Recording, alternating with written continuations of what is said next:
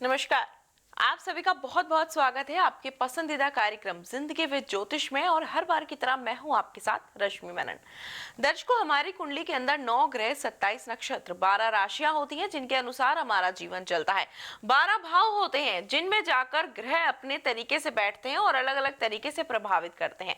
आज बात करेंगे राहु ग्रह की। आपको बताएंगे राहु ग्रह क्या होता है, किस प्रकार से आपके जीवन को प्रभावित करता है, यदि वह गलत तरीके से दुष्प्रभाव डाल रहा है तो कौन से उपाय आपको करने चाहिए। और यही सब जानकारियां आप तक पहुंचाने के लिए आज एक बार फिर से हमारे साथ स्टूडियो में मौजूद हैं जाने माने एस्ट्रो रुद्र राकेश चतुर्वेदी जी। तो आइए इनका स्वागत कर लेते हैं। आपको बहुत बहुत स्वागत है। नमस्कार, धन्यवाद। तो दर्शकों, यदि आप भी अपनी कुंडली का विश्लेषण करवाना चाहते हैं, ग्रहों की चाल को समझना चाहते हैं, सटीक उपाय जानना चाहते हैं या फिर किसी अन्य समस्या का समाधान प्राप्त करना चाहते हैं तो नंबर लगातार आपकी टीवी स्क्रीन पर दिखाए जा रहे हैं। अभी फोन उठाएं, कॉल करें और गुरुजी के द्वारा मार्गदर्शन प्राप्त करके अपने जीवन को आसान बनाएं। नंबर लगातार आपकी टीवी स्क्रीन पर दिखाए जा रहे हैं। तो गुरुजी, आज बात करेंगे राहु ग्रह की। हर ग्रह की अहम भूमिका होती है, हर ग्रह अपने अपने तरीके से जातकों को प्रभावित करता है।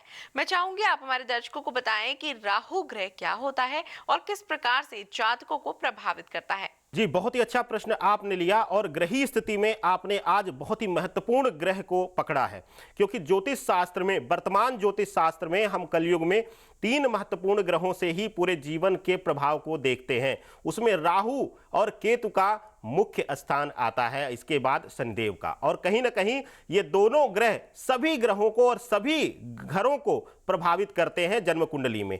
अगर राहु के बारे में हम बात करें तो अभी तक जो भ्रांतियां हैं, सिर्फ और सिर्फ इसको एक पापी ग्रह के रूप में देखा जाता है, आक्रामकता इसके अंदर देखी जाती है। लेकिन हमारी आज भ्रांतियां कुछ दूर हो जाएंगी। राहु सिर्फ लेता नहीं, आपसे छीनता ही नहीं है, राहु आपको देता भी है। ये आपको सीखना पड़ेगा, समझना पड़ेगा। हाँ, कुछ चीजों को आपको इसके साथ समझौता करके चलना पड़ेगा, कुछ चीजों का ख्याल आपको अपनी जन्म कुंडली के अनुसार करना पड़ेगा। राहु का स्थान महत्वपूर्ण इसलिए है कि राहु को बल का कारक कहा जाता है। बल देता है, ये पावर देता है, ये एनर्जी देता है।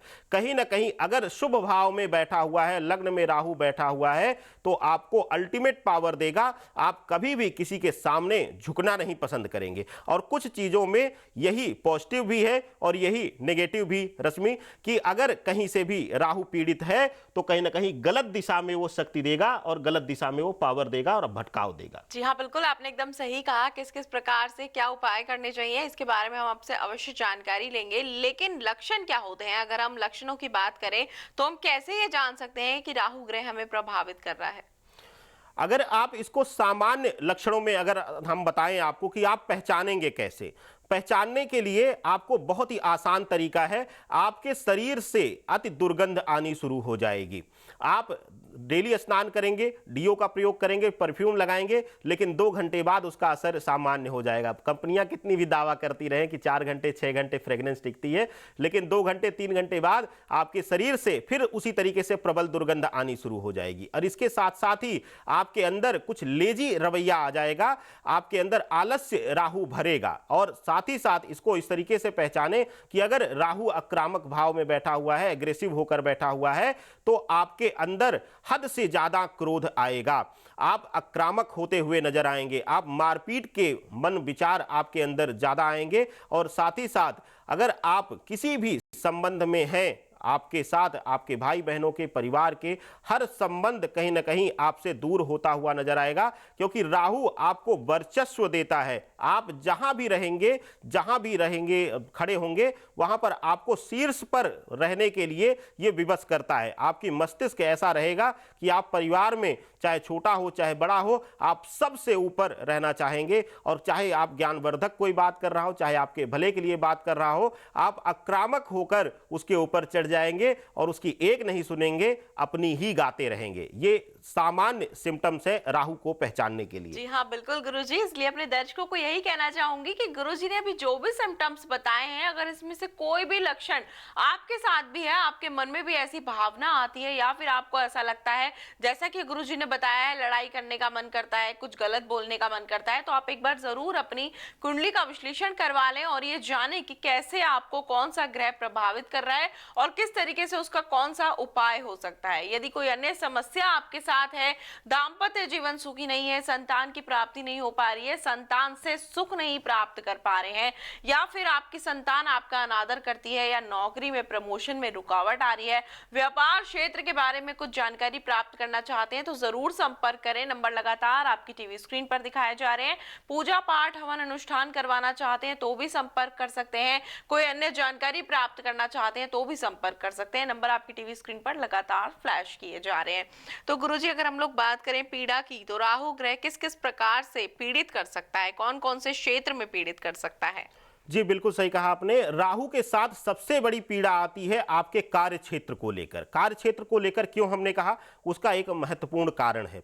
अगर आप परिवार में ऐंठ दिखाएंगे, अकड़ दिखाएंगे, तो आपको लोग बर्दाश्त कर लेंगे। लेकिन अगर आप कार्य क्षेत्र में आपका राहु पीड़ा दे रहा है और आपके अंदर आक्रामकता दे रहा है, आपके अंदर तीक्ष्ण बना रहा है, वाणी को पीड़ित कर रहा है, अब इसमें ग्रह का योग साथ में आता है, युति आती है, दृष्टि आती है। अगर सूर्य के साथ पीड़ित कर रहा है और आप सुयोग्य हैं, आपके अंदर काबिलियत है, फिर भी आपको कहीं से भी सरकारी नौकरी नहीं लेने देगा।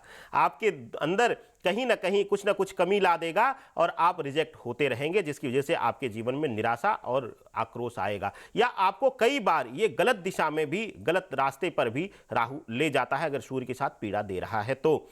अब इसके साथ राहु की जो पीड़ा ली जाती है वो कार्य क्षेत्र में प्रधान रूप से इसलिए ली जाती है कि ये बाधा डालता है। बाधा कैसे डालेगा? अगर राहु की महादशा चल रही है और आप सोचेंगे कि आप अध्यापक बन जाएं, आप टीचिंग लाइन में गवर्नमेंट जॉब के लिए प्रयास कर रहे हैं, तो आपके लिए वो व्यर्थ है। व्यर्थ इसलिए है कि राहु वहां जाने नहीं देगा, वहां आपके स्वभाव में आक्रामकता दे देगा, तेजी दे देगा और कहीं ना कहीं आपको रास्ते से भटका देगा। हाँ, राहु की महादशा अगर चल रही है और लग्न में राहु बैठा हुआ है तो आपके लिए एक शुभ संकेत ये हो सकता है कि आप कहीं से आर्मी सेक्टर में जाना चाहते हैं या पुलिस के क्षेत्र में जाना चाहते हैं, तो आपको अति से ज्यादा बल देगा, क्योंकि वहां राहु ही स्वामी बनकर बैठा हुआ है। वहां आपकी अकड़ और आपकी शक्ति ही आपके काम आने वाली है। तो कहीं ना कहीं हमें राहु के दिशा को समझना बहुत जरूरी हो जाता है। अगर हम राहु की सही दिशा को नहीं समझेंगे तो वो लगातार हमें पीड़ा देता रहेगा और सबसे ज्यादा ये हमारे कार्य क्षेत्र को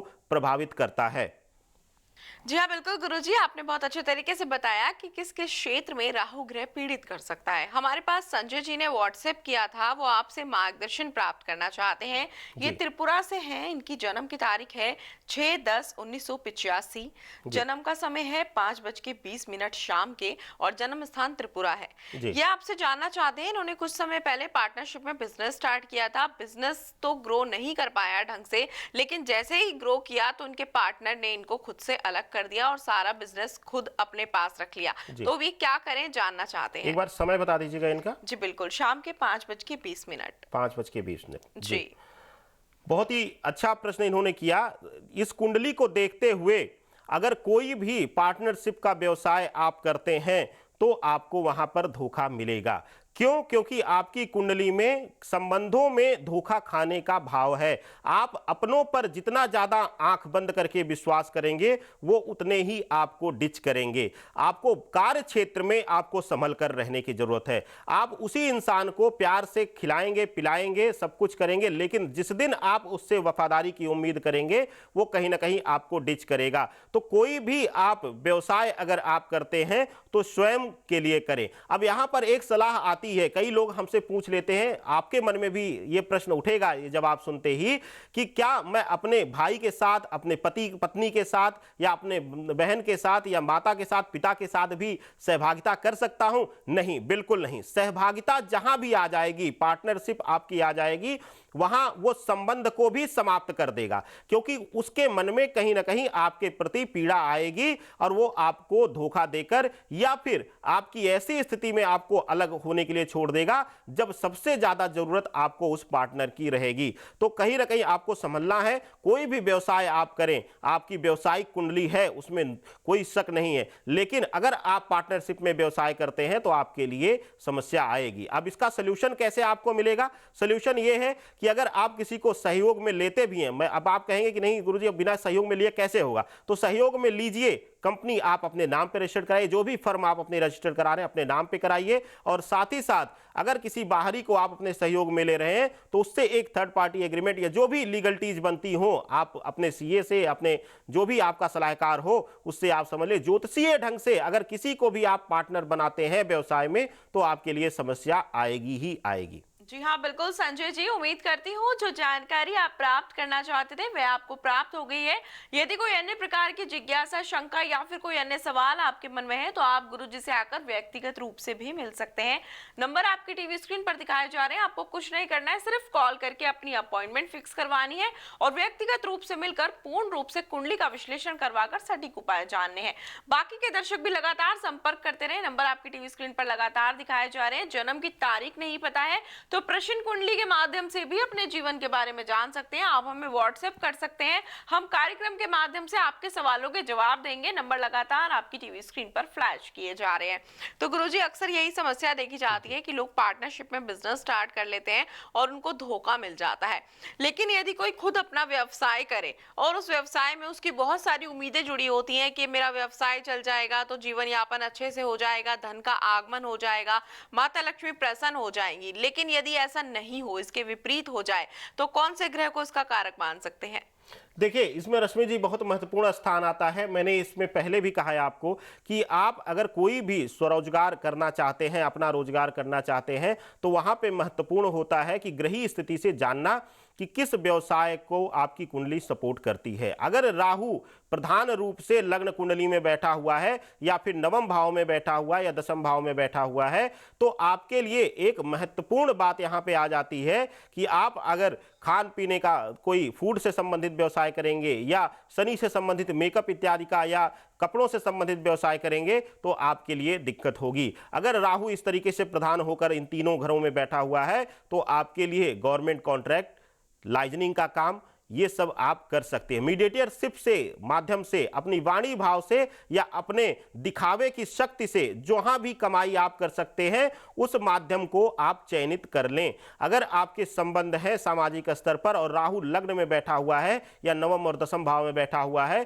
तो आपको मीडिएटरशिप करके, लाइजनिंग का काम करके आपको काफी ज्यादा धनार्जन करने को मिल सकता है। और खास करके अगर राहु की महादशा चल रही है तो आप गवर्नमेंट कॉन्ट्रैक्टर, ठेकेदारी इत्यादि का काम आप प्राइवेट रूप से भी कर सकते हैं या फिर भवन निर्माण का भी कार्य आप उठा सकते हैं। अगर थोड़ा सा भी बल अगर मंगल आपको दे रहा होगा तो आपको बुलंदियों तक राहु आपको इस व्यवसाय में भी ले जाएगा। जी हाँ, बिल्कुल गुरुजी, राहु ग्रह के लिए हम अमृत उपाय के बारे में भी आपसे जानेंगे, लेकिन जैसे हर कार्यक्रम में आप वास्तु के बारे में एक टिप हमारे दर्शकों को देते हैं, तो वास्तु के बारे में एक सवाल हम लेते हैं। तो आज मैं आपसे जानना चाहूंगी कि यदि घर का भंडार ग्रह बनाए तो किन चीजों को ध्यान रखें कि घर जो है अन्न धन से परिपूर्ण रहे और कौन सी दिशा में भंडार गृह बनाना चाहिए? देखिए, अगर कहीं से भी भंडारण गृह आप बना रहे हैं, कई जगह स्टोर रूम का प्रचलन है घरों में कि टूटी फूटी वस्तुएं हैं या कुछ ऐसी वस्तुएं जो अभी तुरंत उपयोग में नहीं आ रही हैं और भविष्य में उनका उपयोग हो सकता है, तो ऐसी चीजों के लिए आपको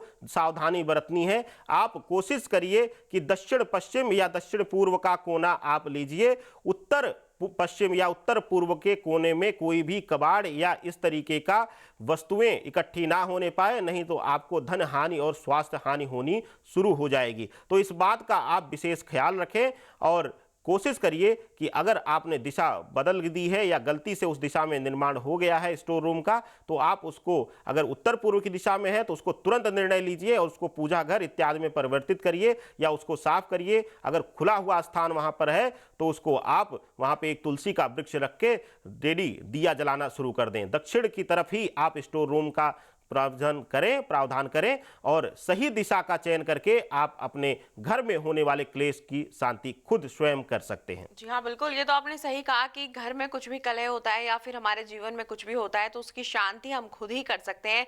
ज़रूरत होती है जागने की, मार्गदर्शन करने की, प्राप्त करने की और प्रयास करने की कि हमारा जीवन कैसे आसान बन सकता है। लेकिन बहुत से लोग नहीं कर पाते हैं और जीवन उनका बर्बाद हो जाता है, प्रयास करने से हार जाते हैं। तो राहु ग्रह के बारे में आपने बहुत महत्वपूर्ण जानकारियाँ दी। अब आपसे जानना चाहेंगे कि अमृत उपाय क्या है? अगर राहु ग्रह किसी को पीड़ित कर रहा है, परेशान कर रहा है, तो अमृत उपाय कौन-कौन से हैं? जी बिल्कुल सही कहा आपने। अगर राहु की पीड़ा आपको मिल रही है, आपके जीवन में किसी भी तरीके से राहु आपको पीड़ित कर रहा है, परेशानी है और सिम्टम्स भी हमने आपको बताया कि कहीं से भी आपको शरीर में अत्यधिक दुर्गंध आपको महसूस होती है या आपके सहयोगी आपको बताते हैं कि आपके शरीर से दुर्गंध आनी शुरू हो गई है, तो अब आप तुरंत सचेत हो जाइए और तुरंत आप राहु के लिए कुछ सटीक उपाय कर लिए। सटीक उपाय क्या? अमृत उपाय में आपको बताता हूं। आपको करना क्या है? छोटा सा उपाय है, छोटा सा, इसको तंत्र उपाय में भी ले सकते हैं आप। करना क्या है? थोड़ा सा आपको गौमूत्र लेना है। गौमूत्र किसका? मैं बहुत इस मामले में थोड़ा सा सतर्क आप लोगों को करता हूं। किसी भी बाजार में मिलने वाले पर बहुत ज्यादा विश्वास ना करिए आप कि क्या मिल रहा है क्या नहीं। जब इतने ज्यादा धोखे हो रहे हैं तो क्या प्रामाणिकता है कि वो गौमूत्र ही है? कोशिश करिए अपने हाथ से किसी भी गौशाला में जाकर या उनको दे दीजिए, कोई बर्तन, शीशी, बोतल दे दीजिए, वहां से ले लीजिए। और अगर मिल सके तो आप छोटे बच्चे का जो होता है, जो बच्चिया कहते हैं हम, फीमेल जो गाय होती है, वो अभी बच्चा ना दी हो कभी भी, उसका आप ले लीजिए गौमूत्र और लाके कहीं भी स्टोर कर लीजिए। गौमूत्र के साथ एक प्लस पॉइंट है कि उसमें कीड़े नहीं पड़ते हैं कभी, तो आप स्टोर कर सकते हैं उसको। आप लाकर रख लीजिए। डेली स्नान के बाद आप अपने कंठ पर पहले तिलक करेंगे और मंत्र का जाप करेंगे, ओम रांग राहवे नमः। इसी मंत्र का जाप करते हुए आप अपने कंठ पर और उसके बाद आप अपने नाभि पर, इस तरीके से आपको 5 बार यह प्रक्रिया दोहरानी है और डेली इसको करना है। आपको इस मंत्र का जाप करें और कंठ पर तिलक करें, उसके बाद आप नाभि पर करें। इसी प्रकार से 5 बार करके आप डेली आप निकल जाइए अपने कार्यक्षेत्र पर, अपने काम में, व्यवसाय में, नौकरी में, और आप देखिए कि 10 से 12 दिन आप इस प्रयोग को लगातार करेंगे। आपके स्वभाव में, आपके आसपास, आपके लोगों की सोच में, आसपास के लोगों की सोच में अभूतपूर्व परिवर्तन आपको दिखेगा और अत्यंत लाभकारी उपाय ये आपके लिए साबित होगा। जी हाँ, बिल्कुल गुरुजी, बहुत अच्छा उपाय है जो आपने बताया। उम्मीद करती हूँ लोग इस उपाय को जानने के बाद इसको करेंगे और अपनी समस्याओं से निवारण प्राप्त कर लेंगे। जाते जाते अंत में एक और सवाल मैं आपसे लेना चाहूंगी कि जैसे कि कहते हैं कि लोगों के जीवन में समस्याएं हर दिन आकर खड़ी हो जाती हैं, उनका पीछा नहीं छोड़ती हैं। ऐसे ही बहुत से लोगों को रोग घेर लेते हैं, पीछा नहीं छोड़ते, जीवन भर परेशान रहते हैं। अगर यदि किसी के साथ ऐसा हो, कोई बीमारी उनको ऐसी लग गई हो कि जीवन भर उसका सेवन करते जा रहे हैं लेकिन बीमारी पीछा नहीं छोड़ रही है, तो क्या कर सकते हैं वे? देखिए, अगर कहीं भी इसको हम थोड़ा सा ग्रहीय भी आज, क्योंकि ग्रह राहु को हमने पकड़ा हुआ है, तो इसको ग्रहीय तरीके से भी आपको बता दूं। अगर मृत्यु का भाव लिया जाता है अष्टम भाव में, अष्टम भाव में अगर मंगल के साथ राहु बैठा हुआ है तो आपके लिए एक प्रबल समस्या होने वाली है। कोई ऐसी बीमारी आपको घर कर जाएगी जो आपके जीवन के अंत करने के बाद ही आपका पीछा छोड़ेगी। तो इस तरीके से आपको परेशानी का सामना उठाना पड़ेगा। और अगर मंगल के साथ राहु युति बना रहा है तो हो सकता है कि 1-2 बार आपको सर्जरी भी करानी पड़े, कटपिट भी हो शरीर में, या हो सकता है कि आप अपने अंतिम समय में बिस्तर से उठ भी ना पाए, ऐसी स्थितियों का भी सामना आपको करना पड़े। तो सही तरीका है कि अगर आप इस तरीके से हैं तो राहु के उपाय के साथ साथ मंगल का भी उपाय, या जो भी उस मृत्यु भाव में ग्रह बैठा हो, एक बार कुंडली की विश्लेषण करा लें, या फिर मोक्ष के घर 12वें घर में जो ग्रह राहु के साथ युति बना रहा हो, उन दोनों का एक साथ उपाय और कुछ मंत्र जाप या कई बार पूजा अनुष्ठान की भी जरूरत पड़ती है, तो कुंडली की विवेचना आप करा लीजिए और जो भी ग्रह पीड़ा दे रहे हो उसके अनुरूप आप उपाय सटीक तरीके से कर लीजिए, जिससे कि आपको लाभ मिल सके। जी हाँ, बिल्कुल गुरुजी, आपने बहुत अच्छे तरीके से हमारे दर्शकों का मार्गदर्शन किया। कहते हैं कि हर ग्रह के बारे में जानना आवश्यक होता है, हर ग्रह के अनुसार हमारा जीवन चलता है, और आप बहुत अच्छे तरीके से हमारे दर्शकों को बताते हैं कि कौन सा ग्रह हमारे जीवन को प्रभावित कर रहा है, कौन से हाउस में जाकर कैसे कैसे प्रभाव डालता है। लेकिन फिलहाल आज के लिए इतना ही। आपने इतनी महत्वपूर्ण जानकारियां हमारे दर्शकों को दी, उनका मार्गदर्शन किया और आप यहाँ पर आए, आपका बहुत बहुत धन्यवाद। धन्यवाद, धन्यवाद रश्मि जी। तो दर्शकों, यदि आप भी अपने जीवन के बारे में तमाम प्रकार की जानकारियां प्राप्त करना चाहते हैं, गुरुजी के द्वारा मार्गदर्शन प्राप्त करके अपने जीवन को आसान करना चाहते हैं, कुंडली का विश्लेषण करवाकर ग्रहों की चाल को समझकर उनके उपाय करना चाहते हैं, तो आप भी इन नंबरों पर संपर्क कर सकते हैं। नंबर लगातार आपकी टीवी स्क्रीन पर दिखाए जा रहे हैं। कोई भी समस्या हो, वास्तु दोष उत्पन्न हो गया हो, पितृ दोष उत्पन्न हो गया हो, कुंडली में तमाम प्रकार के योग भी बनते हैं और दोष भी बनते हैं, उनके बारे में जानना चाहते हैं तो भी संपर्क कर सकते हैं। नंबर लगातार आपकी टीवी स्क्रीन पर दिखाए जा रहे हैं। आप इन नंबरों पर संपर्क करके सारी जानकारियां प्राप्त कर सकते हैं और व्यक्तिगत रूप से भी मिल सकते हैं। फिलहाल आज के कार्यक्रम में इतना ही। आपसे होगी फिर से मुलाकात अगले एपिसोड में नए विषय के साथ। तब तक के लिए दीजिए आज्ञा। नमस्कार।